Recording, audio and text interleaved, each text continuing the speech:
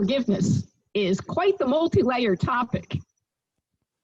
Last week, Eileen spoke beautifully about the complexity of forgiveness. Today, I want to talk about the grace of freedom we experience when we, as the gospel calls us to do, truly forgive from our hearts. Let's begin with a question about roller coasters. How many of us have ever taken or have watched someone else take a roller coaster ride at an amusement park? Show of hands? Yeah. So we all know what a roller coaster ride looks or feels like. This mountain at Disney World, the Loch Ness Monster at Busch Gardens, or another one. Roller coasters are not for the faint of heart. I remember when I was 6 or 7 years old, riding the Wild Mouse at the Wildwood Boardwalk. As we took a fierce 90-degree turn at 30 feet high, I thought we were going to drop down and land on the beach. 60 years later, I can still feel the palpitations. The ride of forgiveness, the ride into freedom, is also not for the faint of heart. It requires a willingness to do interior work for as long as it takes, to acknowledge, feel, and work through the pain of being wronged, and the desire to be free of that pain and move forward. The freedom of forgiveness is a heart gift, a gift of God that loosens and untangles the painful emotions that bind us. I want to be clear. Forgiveness never condones what was wrong, nor does it cancel out the need for accountability and justice. Instead, it allows us to truly say that person, group, or institution no longer holds sway or has power over us. Forgiveness sets us free to embrace new life. Forgiveness and the freedom it offers can occur in many settings. Forgiveness can be related to debts, as in today's parable, or to behavior, events, generational issues, or relationships. Here are a couple illustrations.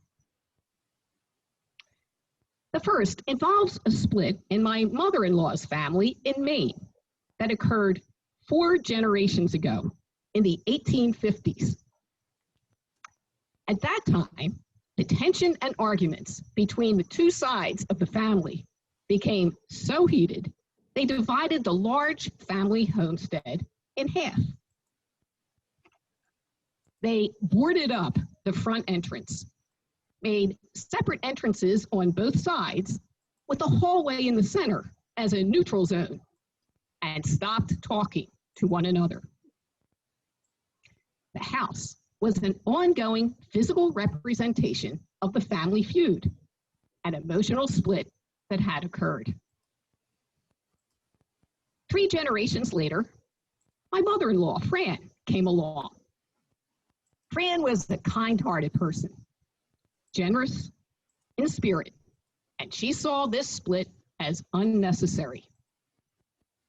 For many years, she intended in her heart to heal this division, but waited until her mother and another family member, who were uncompromising, passed away, so it could be done more easily.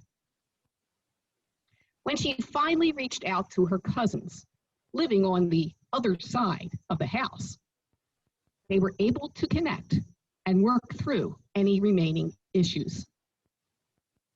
Eventually, Fran bought the other side of the house, bringing the family feud and house split to an end. Although forgiveness does not need to include reconciliation, In this case, it did. Fran opened her heart, and her forgiveness for the years of feuding allowed them to move beyond the past and be free to recreate a life-giving family relationship. Perhaps we can ask ourselves, are there any generational relationships in our family that need forgiveness from the heart?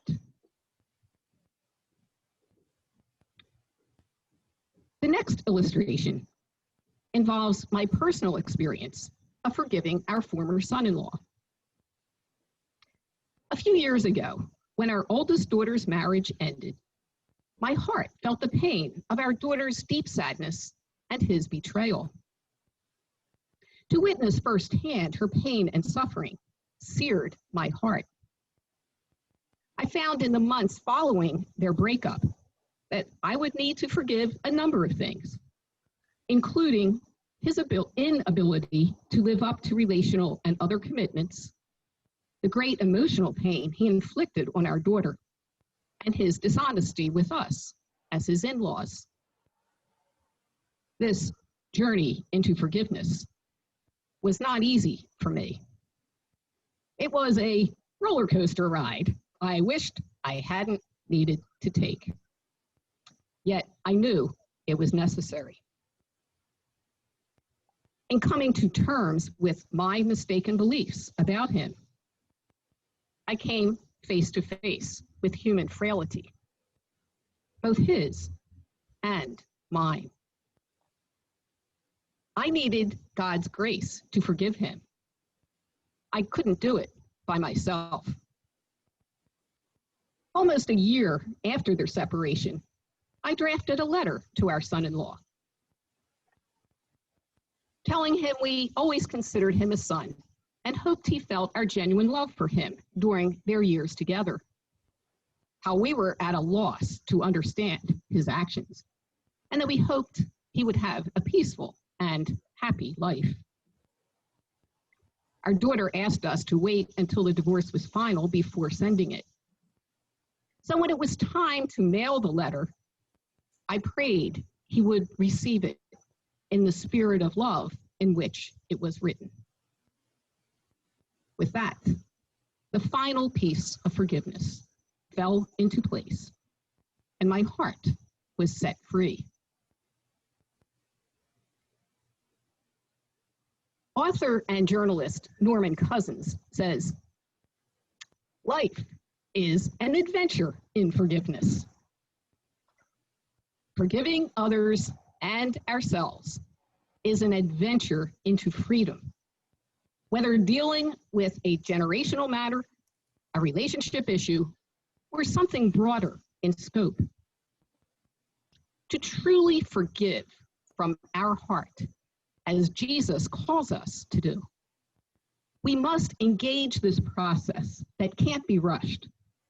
Take a roller coaster ride that is both exciting and challenging, and embark on a journey that ultimately frees us to be something more than we are."